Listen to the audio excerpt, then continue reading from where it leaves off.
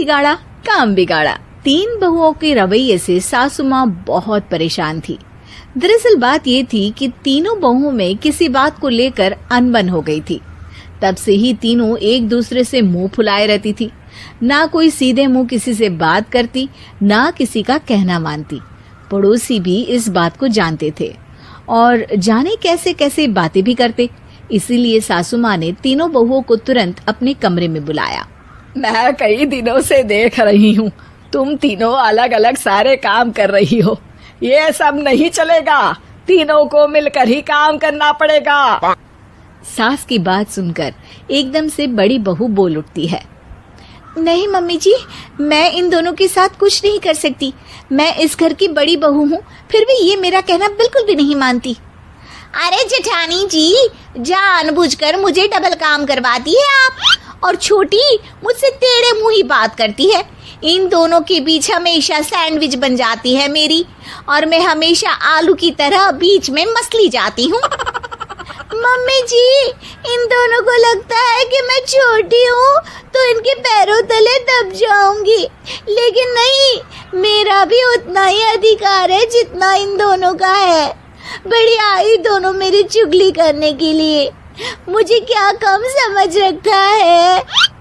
तीनों बहू एक दूसरे से बहस करने लगती है और सास दोबारा ये देखकर टेंशन में आ जाती है और सबसे कहती है, चुप हो जाओ, अब से तुम तीनों सारे काम एक साथ करोगी, आंख बंद करके एक दूसरे की बात सुनोगी। तुम तीनों इस बात को गांठ बांध लो, वरना अगली छुट्टियों में तुम्हारा अपना मायके जाना कैंसिल। सास की बातें सुनकर डर के मारे तीनों हामी भर देती हैं। जी मम्मी जी, मैं समझ गई। हाँ मम्मी जी, जैसा आप कहें। आप जो कहेंगी मैं वही करूंगी।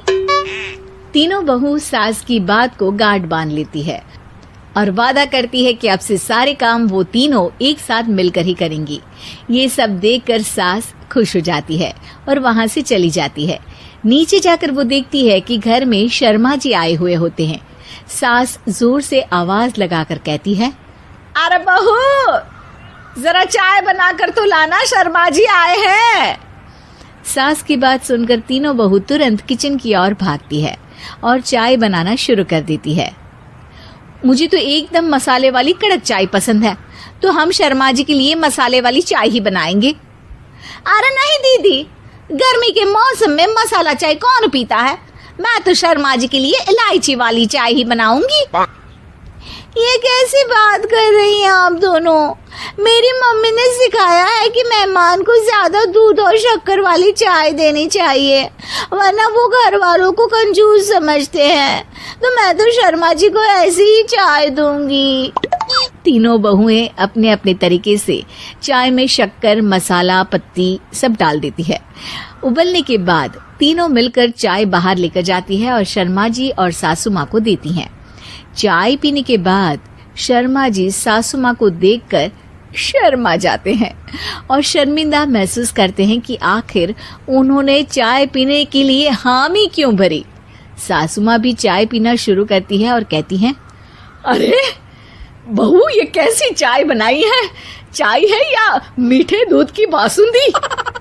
हाँ, चाय अच्छी नहीं लगी क्या? कोई बात नहीं, हम पराठा बनाकर लाते हैं। चलो चलो अंदर। हाँ चलो। हाँ, आती हूँ मैं भी।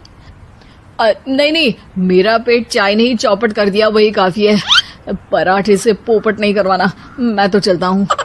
शर्मा जी चुपचाप पतली गली से निकल जाते हैं।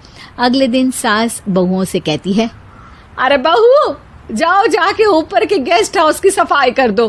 कल हमारे यहाँ मेरे दूर के रिश्तेदार आने वाले हैं, तो पूरे कमरे को चमका देना, समझी? तीनों बहू सास की बात को मानकर ऊपर सफाई करने चली जाती हैं और तीनों कमरे की सफाई चालू कर देती है। बड़ी बहू मकड़ी के जाले साफ करती है, तो बीच वाली झाड़ू लगाना और छोटी वाली सर्फ डालकर जमीन धोना शुरू कर देती है। अरे दीदी, जेठानी जी, अभी मैंने पूरी फर्श धोई और आप फिर से धूल नीचे गिरा रही हैं। और मछली जेठानी जी, आप बिना झाड़ू की धूल यहाँ छटक रही हैं। अरे तीनों को साफ करना है, एक साथ सफाई करते हैं ना। अरे वही तो, हम साथ साथ हैं, घर साफ साफ है। तीनों बहू ऐसे ही काम में उलझ जाती है और 2 घंटे तक एक ही कमरे की सफाई करती रहती है। बहुत देर से अपनी बहुओं को ना देखने के कारण सास ऊपर कमरे में उन्हें देखने जाती है, लेकिन कमरे में घुसते ही वो गीली फर्श पर फिसलने के कारण नीचे गिर जाती है। ओरी मोरी मैया, हड्डी मरोड़ के रख दी। आए मेरी तो कमर ही टूट गई रे। तीनों बहुएं सास को उठाती हैं और बिस्तर पर सुला देती है। अरे मेरे हाथ पैर दर्द कर रहे हैं, दबा दो, आराम मिलेगा। हाँ जी माँ जी। अरे जी माँ जी, जी माँ जी। और तीनों बहुएं एक साथ सास के हाथ को दबाना शुरू कर देती हैं। माँ की तो चीख ही निकल जाती है और नतीजा ये होता है कि सास के बचे हुए शरीर में भी दर्द उठ जाता है। हाय राम, ये क्या कर दिया तुम तीनों ने।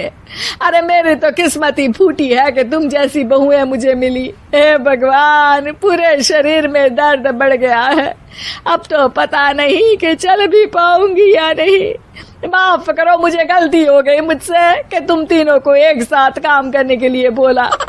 सोचा था तीनों मिलके अच्छे से काम करेगी, लेकिन बड़े बुजुर्ग सही कहते थे कि 3 तिगाड़ा काम बिगाड़ा।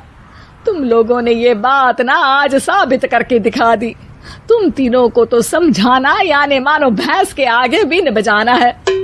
तुम्हें अकेले अकेले काम करना है ना, तो अब से तुम अकेले ही अपना अपना काम करो।